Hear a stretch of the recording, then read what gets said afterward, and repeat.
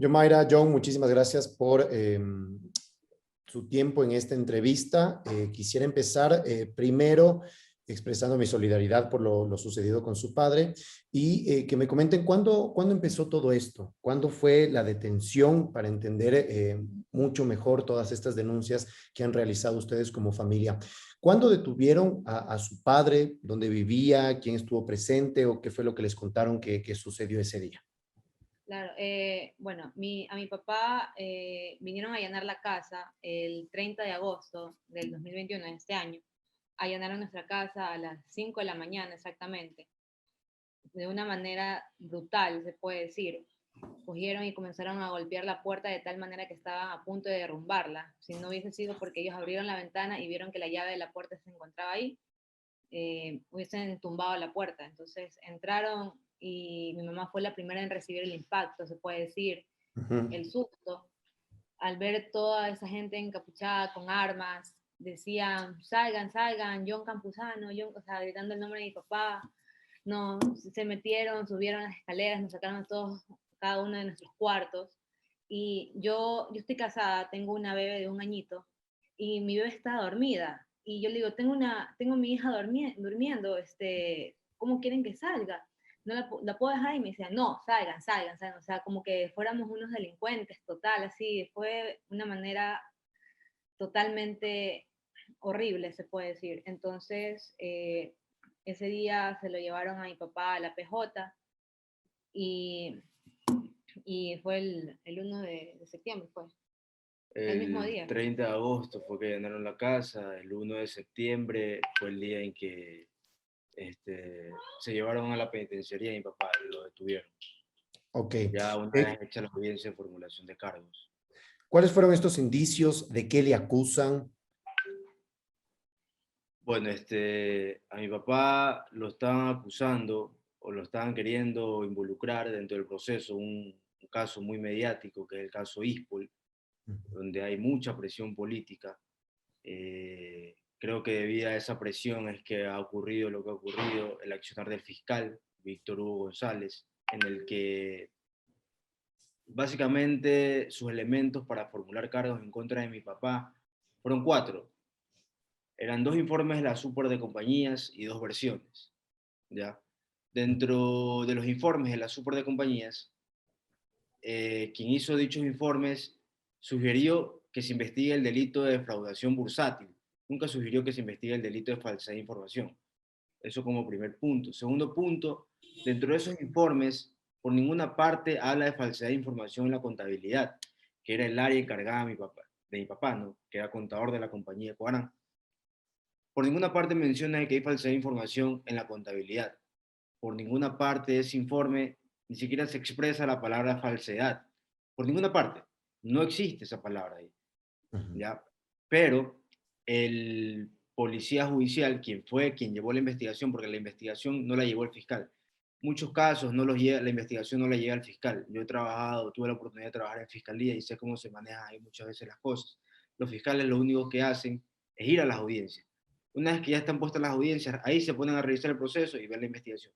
Pero quien realmente hace la investigación es o un policía judicial o el mismo secretario o la ayudante de fiscalía. Y en este A caso, petición igualmente fue un policía judicial, no lo hizo el fiscal de investigación.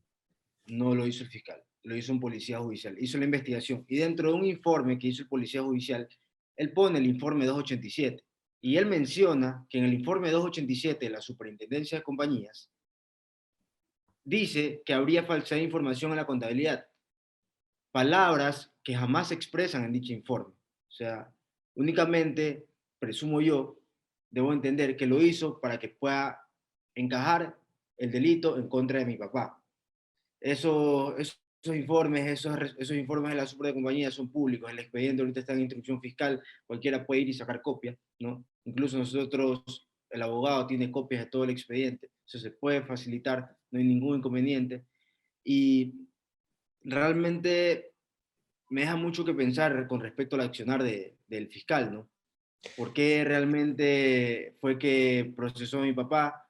qué elementos tiene él para haber procesado a mi papá cuando no hay absolutamente nada que demuestre que habría falsedad de información en la contabilidad. Incluso la máxima autoridad de la superintendencia de compañías, el economista Víctor Anchundia Places, que es la máxima autoridad de la superintendencia de compañías, en su versión que rindió ante la fiscalía dijo: la falsedad de información no está en la contabilidad de Coarán, ahí no radica la falsedad de información. La falsedad de información se encuentra en el uso y destino que se le dio a los fondos.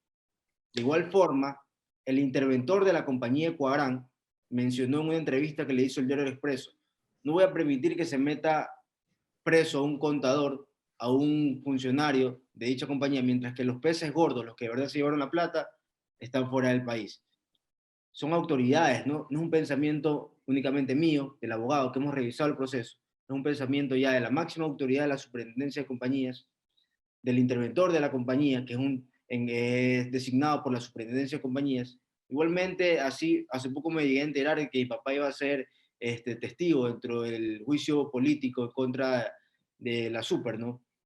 Sí, justamente. Lo logré ver por un tuit que publicó Héctor Vanegas, asambleísta, ¿no?, de Pachacuti, y ahí me llegué a enterar. Y eso, cuando yo me llegué a ver eso, se me vinieron unas palabras a la mente con respecto al proceso de apelación de la prisión preventiva de mi papá, para que él pueda ya volver a la casa, ¿no? Ese proceso hubieron muchas trabas, hubieron 3 fechas de audiencia y ninguna se pudo dar. ¿Por qué no se dieron estas fechas, estas apelaciones? ¿Cuándo ustedes solicitaron, presentaron la apelación a la prisión preventiva de su padre? El mismo día, el mismo día. La apelación a la prisión preventiva la presentamos el 2 de septiembre, si no me equivoco, el día siguiente de la audiencia de formulación de cargos. Apelamos, ¿no? Mi papá ya tenía ahí recluido más de 70 días. Para no cortar la línea de lo que estaba diciendo con respecto al pensamiento que se me vino en el momento que yo vi que mi papá iba a ser testigo dentro de este juicio político, un día, cuando ya se pospuso la primera audiencia, el abogado de nosotros fue allá a la corte de Guayaquil, ¿no?, la corte provincial, y habló para hablar con la secretaria y decirle: sabes que por favor, ya despáchame el escrito y ponle fecha de audiencia de rápido. O sea, mira lo que está pasando en la penitenciaría. Eso ocurrió después de la segunda masacre de la cárcel, que hubieron como más de 120 personas, si no me equivoco. Claro. ¿Ya? Y lo que le dijo la secretaria fue, que son palabras que me llegaron a la cabeza en el momento en que me enteré de que mi papá iba a ser testigo dentro de este juicio político en contra de la Super. La secretaria le dijo: aquí hay muchos intereses de por medio, le dijo, pero ya te voy a despachar. Es algo que esas palabras se me vinieron a la mente en el momento en que me enteré que mi papá iba a ser testigo. Realmente me deja mucho que pensar en cuanto a lo sucedido con mi papá.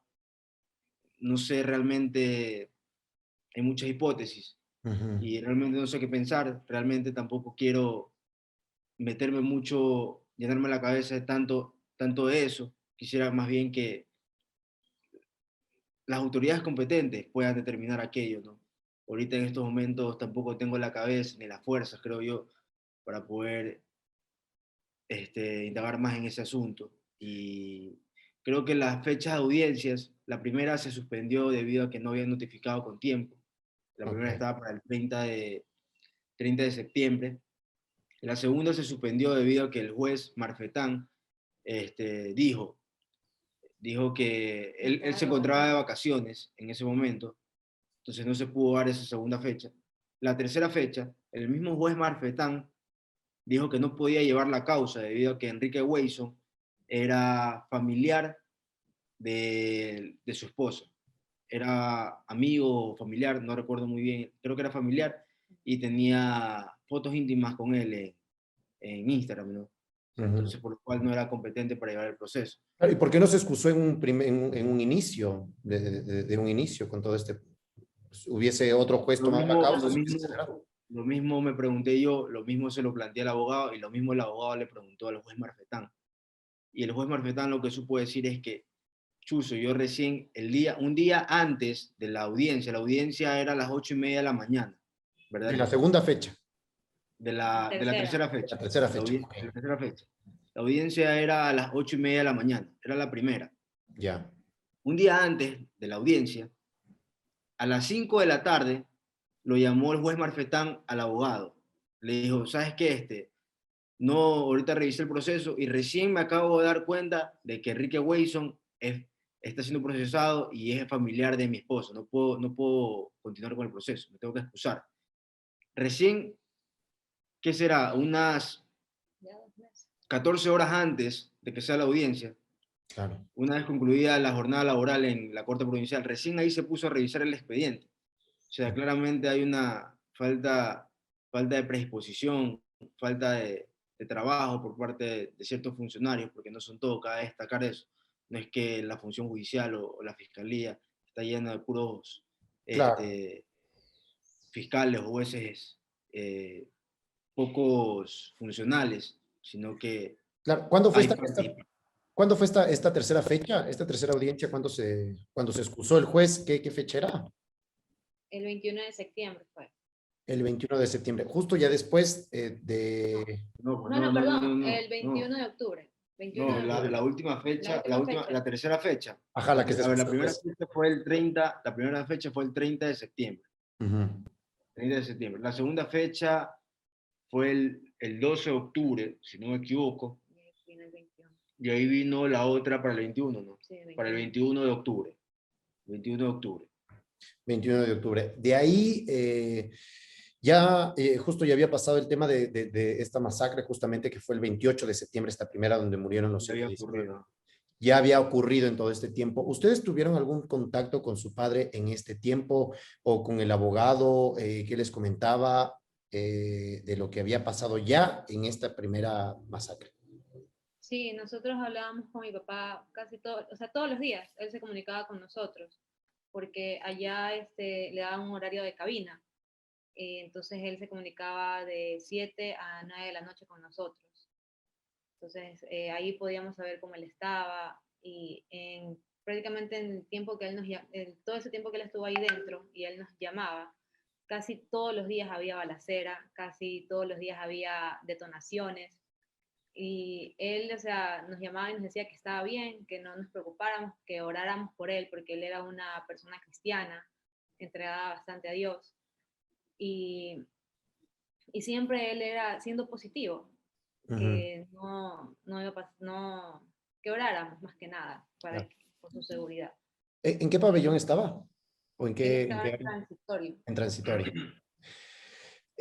Justamente en esta, después de esta última audiencia que no se pudo concretar para la prisión preventiva el 21 de octubre, ¿qué sucedió? ¿Hubo el cambio del juez o no hubo? ¿Cuál fue el desenlace ya de este tema judicial, de este proceso?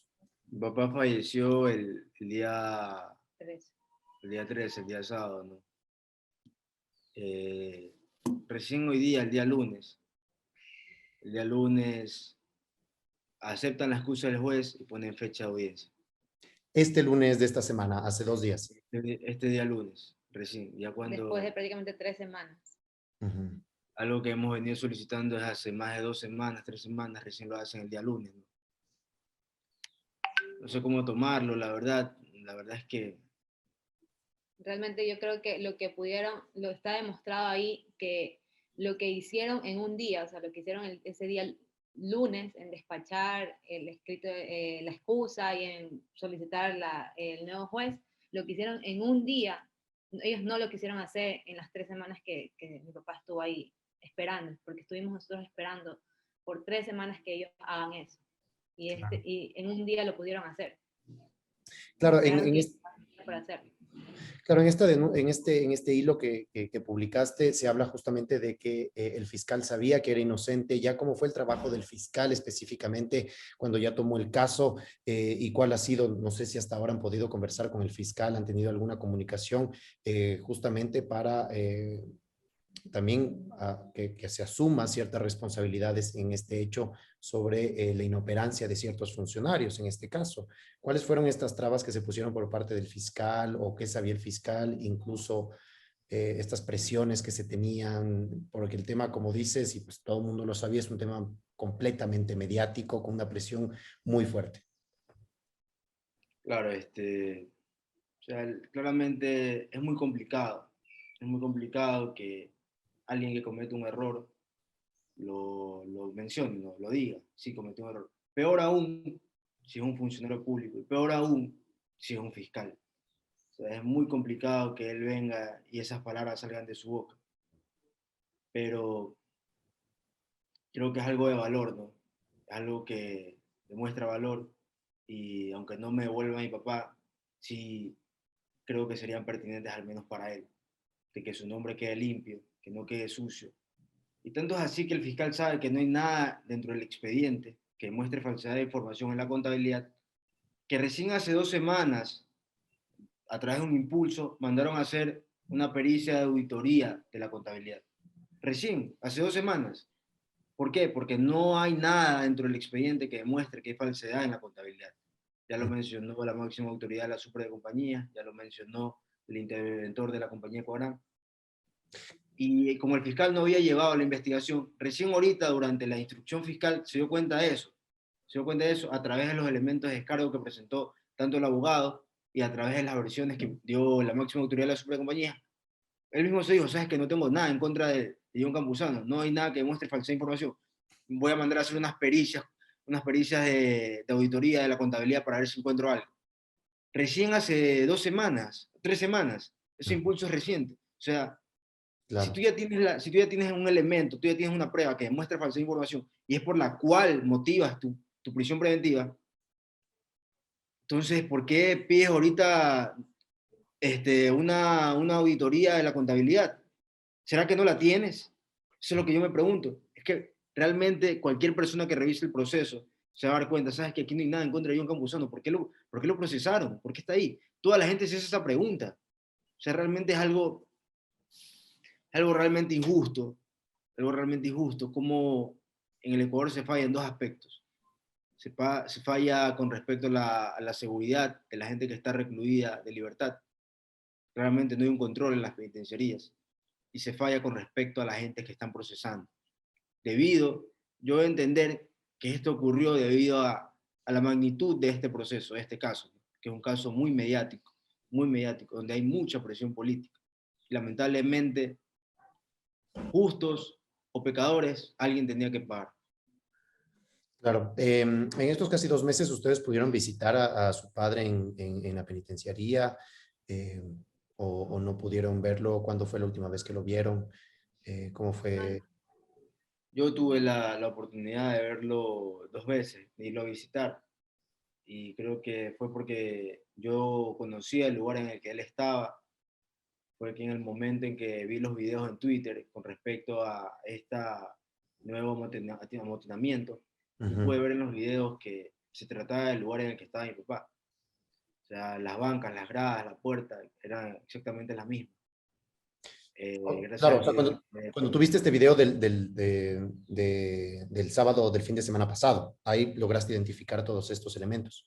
Sí, el sábado en la mañana vi ese video, vi el video que estaban quemando a personas en un patio.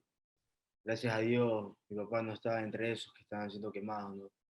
Pero tampoco es que murió de la forma más digna o sin sufrimiento, porque no fue así. De igual forma, logré identificar el lugar en el cual se encontraba, por las gradas, todo, porque yo entré en 2 ocasiones allá y yo dije, no, ese es el lugar en donde estaba mi papá, porque yo ¿Qué, entré en qué, 2 ocasiones allá. qué pensaste en ese momento? ¿Llamaste te contactaste con el abogado? Eh, ¿Cómo fue este tiempo de incertidumbre hasta que te digan, pues, o te confirmen ya la muerte de su padre? ¿Contactaron con Eh, criminalística, con la penitenciaría, con el SNAI? ¿Tuvieron alguna información? ¿Con quiénes conversaron? lo primero que hice fue llamar a mi mamá, tratar de no angustiar a todos los que estaban aquí, a mi hermano. Y le dije, mamá, pasó esto, este es el lugar en el que está mi papá, vámonos para allá, para la penitenciaría, para ver si encontramos, sabemos algo del tema. Mi mamá angustiada, obviamente, ya cuando estábamos trasladándonos hasta allá, en el carro, mi mamá revisando el Twitter, vio una lista, la famosa lista en la que no estaban confirmados aún, pero al final del día, todas las personas que estaban en esa lista se habían fallecido, ¿no? En esa lista se encontraba el nombre de mi papá. Camino a la penitenciaría, mi mamá vio el nombre en esa lista, se le cortó la respiración, no podía respirar, me dijo, John Jairo, esto no puede ser posible. tuve que parar el carro, tratar de calmarla, tratar de no ponerme mal yo, o sea, tener la fortaleza para poder darle fuerzas a mi mamá también. Una vez que la logré calmar, fuimos a ver a mi tía, la hermana de mi papá, para dirigirnos allá a la penitenciaría, a buscar respuestas si es que había pasado o no algo con mi papá. Y ahí es donde no supimos nada en realidad. Ese día no supimos nada. Estuvimos ahí desde las 10:30 hasta como las 3, 4 de la tarde. Nadie decía nada, nadie mencionaba nada. Nunca supimos realmente qué había pasado con mi papá en ese día. Hasta el final del día, una vez concluida las 4 de la tarde, fuimos a criminalística, ya a la PJ, eh, en donde se encontraban todos los cadáveres que habían sacado de la penitenciaría y en donde estaban dando listas de personas que ya se encontraban ahí adentro, confirmadas, ¿no? A través del procedimiento de identificación pertinente. Ya habían identificado a alrededor de 30 personas. Dentro de esa primera lista que dieron, no se encontraba el nombre de mi papá. Esperamos hasta las 6:30, 7 de la noche, en donde dieron una segunda lista de 15 personas alrededor, también ya identificadas a través del procedimiento pertinente, en donde tampoco se encontraba el nombre de mi papá. Una vez dada esa lista, dijeron que no iban a dar más listas hasta el siguiente día, hasta el día sábado, 8 de la mañana, 8:30 de la mañana. Domingo fue, ¿no? Domingo, sí, Claro, hasta el día domingo. domingo, 8 de la mañana. Por lo cual, 7 de la noche fuimos a los hospitales a buscar información si es que él se encontraba entre los heridos. En ningún hospital se encontraba él. Nos dijeron que no se encontraba ahí. Ya alrededor de las 9 de la noche, 10 de la noche, llegamos a la casa sin ninguna información con respecto a mi papá. Ya el día siguiente, el día domingo, fuimos para allá, 8 de la mañana, criminalística nuevamente, porque iban a la otra lista. Y es ahí cuando ya no me mencionaron de que mi papá estaba ahí dentro y había sido identificado y había fallecido. Ahora que, eh, ¿cuáles acciones ustedes piensan tomar? ¿Presentarán alguna demanda contra el Estado? Igual contra los fiscales o el juez que llevaron el caso, porque, claro, no estuvo sentenciado, estaba siendo investigado todavía, estaba siendo procesado en una instrucción fiscal, incluso todavía no se llamaba juicio, no entraban todavía en estas otras etapas. ¿Qué piensan hacer ahora? Ahorita ya se están haciendo las acciones para una demanda contra el Estado. De igual forma, una demanda a la Corte Interamericana de Derechos Humanos. Se están haciendo los formularios y las informaciones pertinentes con respecto a eso para poder presentarlas, ¿no? Con el abogado de nosotros. Y esas son las medidas, básicamente. De igual forma, creo que en Ecuador, el Ecuador tiene muchos inconvenientes, ¿no? El Ecuador están pagando justos por pecadores. En la fiscalía están procesando a justos por pecadores. Y como resultado de eso, la penitenciaría mueren personas justas y los pecadores siguen ahí, ¿no? Eh, También sería bueno, sería bueno que en nombre de mi papá el fiscal se llene de valor y sepa reconocer su error. El fiscal Víctor Hugo González, que se encuentra en la Fiscalía Octava de Fe Pública, actualmente ubicado en la PJ, en la Policía Judicial, en la planta baja, que sepa reconocer su error, ¿no? Y que pida unas disculpas por haberse equivocado a tal magnitud con respecto a mi papá. Y que de ¿Cómo? igual forma, o sea, que estas palabras no, no conlleven a que el fiscal, en represalia, dentro de estas pericias que se van a hacer ya próximamente, exista alguna mano, alguna intervención para querer ensuciar el nombre de mi papá. Habría que ver también, seguir de cerca ese proceso con respecto a las pericias de auditoría y que se manejen con la mayor transparencia posible, porque creo que si el fiscal de sentirse presionado con todos estos temas, con todos los medios, no me sorprendería que llegue a tomar tal acción y que dichas pericias no se manejen de manera transparente e imparcial. Claro. Yomaira, ¿cómo recuerdan a su papá fuera del trabajo, de ser contador? ¿Qué le gustaba hacer? ¿Cómo era los fines de semana que hacían? Bueno, mi papá realmente era un hombre maravilloso. Mi papá, él cuidaba de su familia, los fines de semana siempre, a él le encantaba jugar fútbol. Él era su deporte favorito, él organizaba campeonatos. ¿Hincha de qué Siempre equipo era? mandé. ¿Hincha de qué equipo era? Él era Emelec. Emelec. Él jugó en Él Emelec jugó en incluso. Emelec, más o Jugó. menos en la Liga Juvenil. Ok. Ajá, tenemos una foto por ahí, no sé si quieres que se la muestre. Sí, Tráela. claro que sí. En la época del Fajardo, del Choco de Lima. Aquí podemos. Este es mi papá. En el juvenil. Oh, ¿Es algún campeonato que ganaron? sí, jugó en las juveniles y acá Aquí es cuando se hicieron reunían. una nota con respecto al reencuentro de ellos, ya después de mucho tiempo. Emelec. Ok. Entonces, él era un hombre transparente, él era un hombre justo, era una persona humilde. Él no tenía vicio en realidad, su único vicio era Era jugar jugar pelota. pelota. Él llegaba el viernes o sábado y ya no lo veíamos hasta la noche porque se iba a jugar pelota. Eso era lo que le encantaba a él, es escuchar salsa, pasar con sus amigos, jugar pelota. Ese fue su único vicio durante toda su vida. Claro.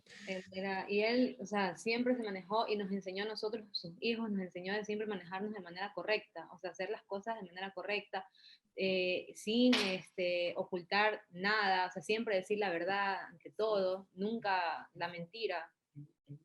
Claro. Él nos dejó realmente un legado que nosotros vamos a seguir y vamos a hacer todo lo posible para que mi papá, porque realmente para nosotros es un sufrimiento la manera en cómo nos arrebataron la vida de nuestro padre, del esposo, hijo, hermano.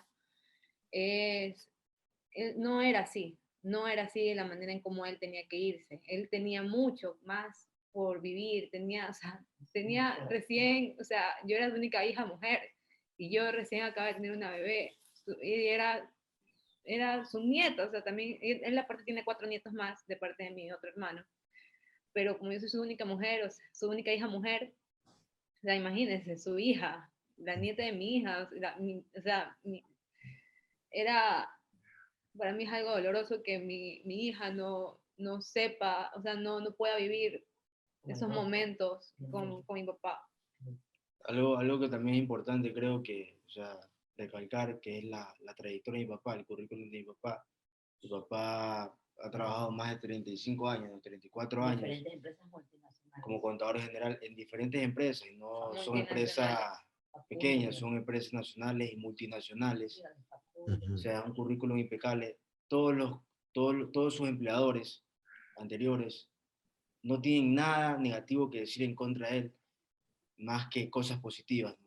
Que ha sido una persona, Un gran contador. que ha sido una persona impecable, íntegra, honesta, tal así que ha trabajado, tiene una trayectoria de más de 35 años como contador general, en Facundo, en Ecuavegetal, en Cridesa, en la Cristalería del Ecuador, en la cartonería andina, Pronaca, creo que y también. en Pronaca, en Ecuador. O sea, es una trayectoria impecable y ya Claro, tenía entonces, 57 años de edad. ¿cuándo era su cumpleaños? Él cumplía El años 4 de 4 de agosto. enero. El 4 de enero. 4 de enero. En enero, agosto. No, enero. En enero. Ah, ok. Perfecto. 4 de enero era el cumpleaños.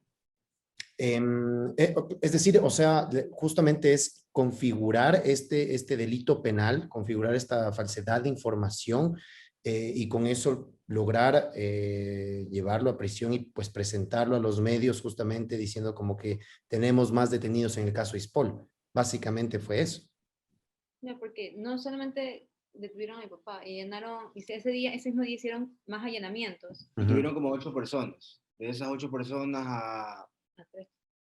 a 5 le dieron medidas sustitutivas a la prisión preventiva y a 3 le dieron prisión preventiva. Dos eran de Edco. Entre ¿Y por qué le ellas, dieron, ¿Con qué argumento le dieron prisión preventiva a su padre y a las otras personas sí les dieron medidas sustitutivas? Es que realmente, mire, dentro de la audiencia de formulación de cargos, el fiscal menciona exactamente lo mismo. Pidió prisión preventiva por cuanto el acusado no se asegura la comparecencia dentro del proceso y hay probabilidades que pueda concurrir en un futuro al proceso, entonces por lo cual solicito prisión preventiva. Yo escuché las dos audiencias, tanto la de Delcor como la de Cuarán. La de Cuarán fue después del proceso de Delcor. En la audiencia de Delcor, a todos le dieron medidas sustitutivas a la prisión preventiva. El fiscal mencionó exactamente las mismas palabras, es como un guión, ¿ya? Como un guión, exactamente las mismas palabras. La defensa de estas personas de Delcor llevaron arraigo social, llevaron arraigo laboral, unos llevaron certificados médicos. Bien, mi pregunta también es la misma, ¿no? ¿Por qué a mi papá sí le dieron prisión preventiva y por qué a ellos no le dieron prisión preventiva? Yo logro presumir, porque el guión fue exactamente el mismo del fiscal, el guión fue exactamente el mismo, leyó los elementos de cargo, el informe 287, las dos versiones, asimismo a los de Delcor también les leyó los elementos de cargo, informes, etcétera, ¿no? Y yo logro presumir de que todos sabemos cómo se maneja aquí la corrupción, ¿no? Yo he trabajado en fiscalía, tengo amigos que trabajan en unidades judiciales, en Sur Valdivia, trabajan en Florida, y yo sé realmente cómo se manejan estas cosas, ¿no? Ya se debe entender a dónde quiero llegar, quizás los de Delcor tuvieron un poquito más de posibilidad económica para poder, para que le puedan dar esas medidas, ¿no? En cuanto a mi papá, no tuvo esa posibilidad, mi papá no tiene tantos recursos, o sea, las cantidades que piden, estamos hablando de que son de 5.000 para arriba. Hablando dependiendo también de las unidades, en cortes ya te piden un poquito más. Si es Corte Suprema de Justicia, también te piden un poquito más. Es algo muy complejo, muy complicado. La función judicial está infestada de una podredumbre. Yo conozco de cerca eso, sé muy de cerca cómo se maneja todo eso. Y realmente no hay una imparcialidad dentro de la justicia ecuatoriana, hay una parcialidad y si tú no tienes amigos allá adentro, olvídate que tú no vas a tener oportunidad de que se haga justicia o que te ayuden. Claro, con esto es justamente todo este sistema de corrupción dentro de la justicia ecuatoriana que favorecen algunos. Cuando le dictaron la prisión preventiva, ya se había dado en febrero los amotinamientos, en julio también ya se había dado, es decir, la crisis carcelaria ya estaba presente cuando se dio esta prisión preventiva. Cuando ustedes conocieron de esta sentencia, ¿creyeron que algún momento iba a pasar esto? ¿Pensaron en algún momento que él podía estar justamente en riesgo por ingresar a la penitenciaría en medio de toda esta crisis que ya se viene? No solo desde el día en que fue detenido en la audiencia de formulación de cargos y fue trasladado allá a la penitenciaría, sino los 70 días que estuvo él detenido allá. En esa penitenciaría no hay un día de paz. Todos los días, como mi papá se comunicaba todos los días con nosotros, en un horario de 7 a 9, ese era su horario de cabina allá. Nos comentaba, hoy hubo balacera, hoy se escuchó bombas, todos los días, no hay un solo día que no hubiera habido balacera. Muchas veces los medios no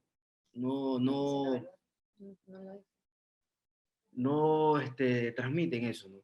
No transmiten los altercados que se generan en la penitenciaría. No mencionan todos los sucesos, mencionan unos cuantos, como que los más relevantes, pero realmente ahí todos los días se escucha bala, todos los días se escucha bomba. Tanto así que acá en La Rioja, que es una ciudadela cercana a la penitenciaría, también lo han mencionado, los habitantes ahí, todos los días se escucha bala, todos los días se escucha bomba, y estando muy alejados de la penitenciaría. Yo no logro entender, o sea, una penitenciaría, tienen que haber autoridades de control, pues uno de los reos ahí no pueden hacer lo que le da las ganas. Peor aún ahorita que está en un estado de excepción en la penitenciaría, ¿no? Hay militares, hay policías. Mi pregunta es, ¿por qué no entraron los militares? ¿Por qué no entraron los policías? No pueden decir que no sabían o que no tenían conocimiento. Se porque escucha. una bala no se escucha aquí. O sea, cualquier persona del Ecuador, nosotros tenemos la tradición de quemar años viejos. Uno escucha una camareta, una bala es relacionado a un sonido de camareta. Un sonido de camareta tú no lo escuchas de aquí a 20 metros, tú lo escuchas ya estando a 5 metros, 10 metros, o sea, incluso a 20 metros se escucha a distancia un sonido de camareta. Ahora yo me imagino un taco de dinamita, ¿cómo no puede escuchar las personas, los militares o los policías que están en Garita? Peor aún cuando Transitorio estaba a unos 20 metros de distancia de Garita, o sea, estaba súper cerca de Garita. Yo cuando fui a visitarlo, a mi papá, en las dos ocasiones, yo entraba por Garita, caminaba por la inspección, me hacían el registro, todo, salía por la puerta, caminaba unos 40 pasos y ahí ya estaba Transitorio. No eran los pabellones, no era el fondo, era exactamente cercano a Garita. Entonces yo no logro entender si una camareta suena igual que una bala y no lograban escuchar hasta Garita. Un taco de dinamita, o sea, un taco de dinamita que no es una camareta, suena 20 veces más duro que una camareta, 100 veces más duro, no lograban escuchar. Yo no creo que la excusa de ellos sea, ¿sabes qué? Yo no sabía que ocurrían esos incidentes. Yo no sabía, yo no escuché nada. Claramente ahí no había una orden, no había una orden de una autoridad para que ingresen a la penitenciaría. Peor aún si no escucharon, imaginémonos que no escucharon. Los reos transmitieron en vivo, habían imágenes, habían fotos, habían llamadas. O sea, y es algo que se hizo viral, se hizo tendencia, o sea, cualquier persona lo podía ver. Claro. ¿Sabes qué? No, eso pudo haber sido un sonido de, qué sé yo, de un carro que se cayó. No, pero si los reos te están mandando las imágenes que están, hay balas, hay dinamita, ¿por qué no entran? Esa es mi pregunta, ¿por qué no entran? ¿Por qué la autoridad encargada de decirle a los policías, la máxima autoridad de los policías, el comandante general, luego sabe que ingresen porque ahorita iba a la acera, va a morir gente? ¿Por qué no lo hicieron? No hubo la predisposición o, como mencionan varios reos en sus vivos, la policía está comprada. Realmente la corrupción es una palabra ya muy trillada aquí en el Ecuador. Realmente y mencionarla no es lo que va a cambiar ya la situación del país, sino son acciones. Acciones que esperemos que se puedan hacer. Ya no sé si en el Ecuador son más los malos que los buenos. Esperemos que no sea así y esperemos que logremos cambiarnos. Algo que yo quiero recalcar es que Claro. el día que se lo llevaron a mi papá, aquí le leyeron sus derechos. Y todos sus derechos que le leyeron no fueron cumplidos, fueron violados. A él, con la misma ropa que se fue, se lo llevaron, con la misma ropa él permaneció. Nunca nos dejaron, y murió, nunca nos dejaron entregarle una prenda de ropa, jabón, deja, nada. Él tomaba medicinas, nunca nos dejaron entrarle ni siquiera las medicinas. O sea, y cuando había las balaceras, habían todas las detonaciones y todo eso que había ahí dentro de la cárcel, no les entraba la comida. Mi papá a veces tenía días sin comer. O sea, imagínense ustedes pasar hambre, no comer desayuno, merienda, y almuerzo y merienda. O sea, violaron totalmente los derechos de mi papá y también de las personas que estuvieron ahí adentro. Ujú. Entonces, yo creo que esto realmente no se puede quedar así. O sea, realmente si el Estado no hace algo, o sea, ¿a dónde vamos a parar? Claro, las autoridades un poco han hablado de reforzar las seguridades, de la rehabilitación de estos espacios, pero no ha habido, digamos, no han asumido, digamos, la responsabilidad como Estado ecuatoriano para la protección. ¿Cómo ven ustedes, cómo han visto en medio de todo este dolor, cómo han visto las declaraciones de las autoridades, del director del SNAI, del presidente? ¿Cómo han visto ustedes como familia estas declaraciones? ¿Qué sienten cuando ven al presidente salir o al director del SNAI salir y decir que está controlada la situación, cuando saben ustedes que, como les comentaba su papá, no es así? La penitenciaría, todo el mundo sabe que no está controlada al 100%. Incluso las autoridades nos han dicho no, no está controlado al 100% la penitenciaría. Hay un gran problema y el gran problema es que las mismas autoridades del Centro de Privación de Libertad son quienes le dan el poder a las personas que se encuentran ahí. Desde el momento en que tú coges y distingues a un reo de entre los otros y lo catalogas como el encargado de dicho pabellón o el jefe de dicho pabellón, ya le estás dando un poder, ya le estás dando un distintivo, ya le estás dando como una especie de autoridad para ejercer alguna petición o control contra las autoridades, porque esa persona dice, ah, yo soy autoridad en este pabellón, todas las personas aquí me siguen, y si esta autoridad no hace lo que yo digo, todos nos vamos a levantar, son más nosotros que él. Ujú. Asimismo, esto es un problema también de narcotráfico, un problema que viene del narcotráfico, claramente no es bueno también ya abarcar el tema político, porque este problema no se generó recién ahorita, ya viene Claro, de mucho más atrás, así es. de estados mucho anteriores, ¿no? Y control en la penitenciaría realmente no hay ahorita. Y es muy difícil que se genere si es que las autoridades no dejan de actuar con miedo y empiezan a actuar por amor a su patria, ¿no? Amor a su país.